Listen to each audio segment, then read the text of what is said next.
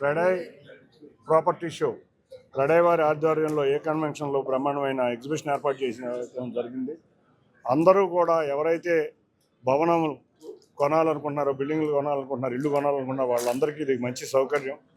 అందరు బిల్డర్లు ఇక్కడ ఎగ్జిబిషన్ లాగా ఏర్పాటు చేసి వివిధ స్టాల్స్లో వాళ్ళు కట్టబోయే భవనాలన్నింటినీ ఇక్కడ ప్రదర్శించడం ఇవాళ విజయవాడ నగరంలో ముందుగా సంక్రాంతి వచ్చినట్టుంది. అంతేకాకుండా ఇవాళ ఉదయమే 2 జీవోలు కూడా మున్సిపల్ అడ్మినిస్ట్రేషన్ శాఖ మార్చులు గౌరవ మంత్రి నారాయణ గారి ఆధ్వర్యంలో 2 జీవోలు కూడా ఇవ్వడం జరిగింది.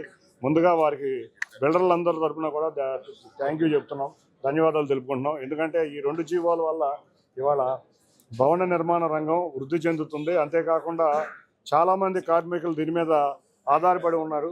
గత 6 సంవత్సరాల నుంచి భవన నిర్మాణ రంగం ఇవాళ ఆంధ్రప్రదేశ్లో చాలా ఇబ్బందుల్లో ఉంది. కార్మికులందరూ ఇవాళ రోడ్లు పడే పరిస్థితి ఉంది.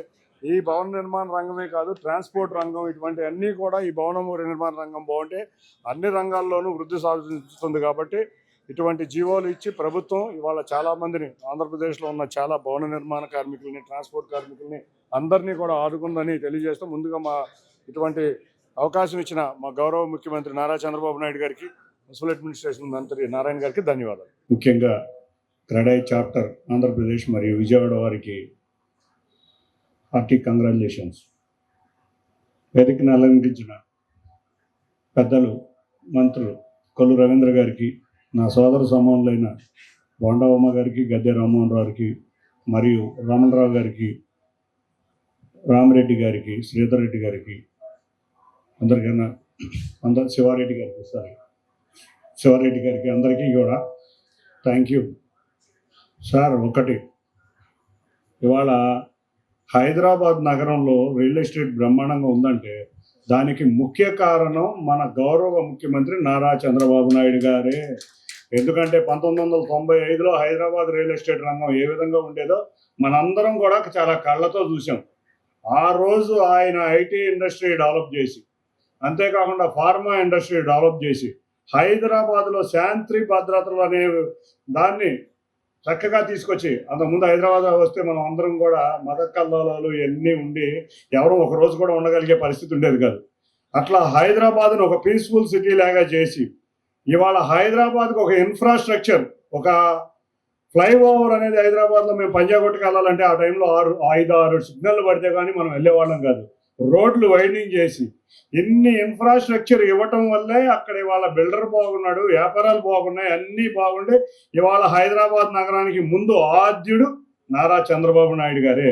కానీ తర్వాత వచ్చిన ముఖ్యమంత్రులందరూ దాన్ని జాగ్రత్తగా తీసుకెళ్ళటం వల్ల ఇవాళ హైదరాబాద్ దేశంలోనే అగ్రగామిగా ఇవాళ నగరంగా ఏర్పడింది.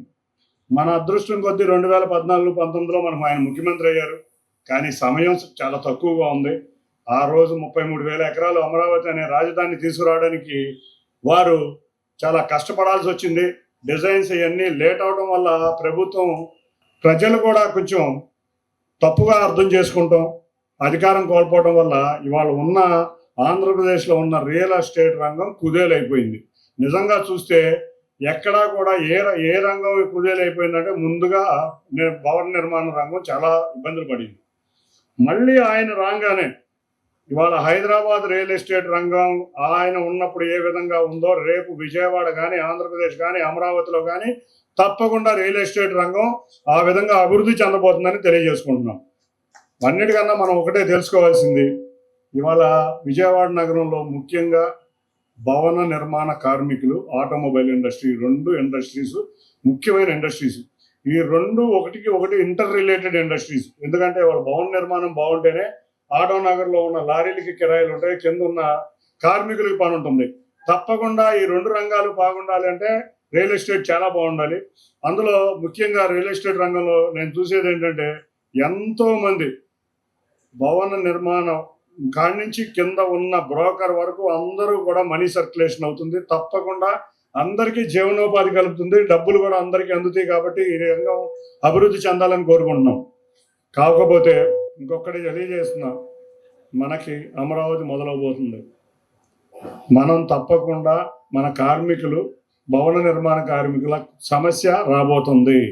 వాటికి కొంచెం జాగ్రత్తగా ఉండమని మీ అందరికీ తెలియజేస్తుంది. ఎందుకంటే ఒకేసారి అమరావతిలో దాదాపు 50,000 కోట్ల ప్యాకేజీ వాళ్ళు మన గౌరవ ముఖ్యమంత్రి గారు అనౌన్స్ చేశారు. కాబట్టి స్కేర్సిటీ ఆఫ్ లేబర్ అనేది చాలా ఉండబోతుంది. మీ అందరికీ తెలుసు, ఆ రోజు ఆయన హైదరాబాద్లో హైటెక్స్లో ఎన్సీఏ పెట్టినప్పుడు ఏంటి చంద్రబాబు నాయుడు గారు ఏంటి టాపీ వాళ్ళకి పని నేర్పుతాడా, ఎలక్ట్రీషియన్స్కి పని నేర్పుతాడా, పెయింటర్లకు పని నేర్పుతారా అన్నారు. ఇవాళ అటువంటి స్కిల్ డెవలప్మెంట్ ఇవ్వటం వల్ల హైదరాబాద్ నగరంలో బోల్డంతమంది ఇవాళ బిల్డర్లుగా ఎదిగారు.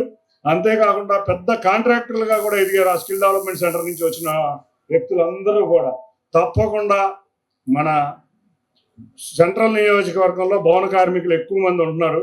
నేను ఉమా గారు ఇద్దరం కలిసి చంద్రబాబు నాయుడు గారిని రిక్వెస్ట్ చేయడం జరిగింది. తప్పకుండా మీరు అప్పుడు ఎన్సీఏ పెట్టారు సార్, ఇక్కడ కూడా తప్పకుండా పెడితే మా బిల్డర్లందరికీ యూజ్ అవుతుందని యాజ్ ఏ క్రెడై తప్పున మీరు కూడా అందరు ఇండస్ట్రీ వాళ్ళని స్కిల్ ల్యాబ్, మేము స్కిల్ డెవలప్మెంట్ సెంటర్ తేబోతున్నాం. స్కిల్ ల్యాబ్స్ అందరూ పెట్టే విధంగా ప్లంబర్ ట్రైన్ అవ్వాలి, ఎలక్ట్రీషియన్ ట్రైన్ అవ్వాలి, ఏసీ మెకానిక్స్ ట్రైన్ అవ్వాలి. అందరూ ట్రైన్ అయితేనే మనకి నైపుణ్యం ఉన్న కార్మికులు వస్తేనే మనం ఇచ్చే దానికి కూడా క్వాలిటీ ఉంటుందని తెలియజేస్తాం. తప్పకుండా ఎన్సీఏ అనేది తప్పకుండా రావాలి. మీ అందరి కృషి కూడా దానికి ఉండాలి. మీ అందరు రిప్రజెంటేషన్ ఇవ్వాలి. మీరు కూడా అన్ని కంపెనీస్ని మాట్లాడాలని కోరుతున్నాం. అంతేకాకుండా ఇవాళ హైదరాబాద్లో మనం చూస్తే ఇవాళ ఉన్న వెంచర్లన్నీ కూడా చక్కటి గేటెడ్ కమ్యూనిటీస్ వస్తున్నాయి. విజయవాడలో అందరూ కూడా బ్రహ్మాండంగా ఎమ్యూనిటీస్ ఇచ్చారు. విజయవాడ నగరం చాలా డెన్సిటీ ఉన్న నగరం. మనం బయటికి వెళ్ళి ఎక్కడన్నా ఆడాలంటే గ్రౌండ్ లేదు.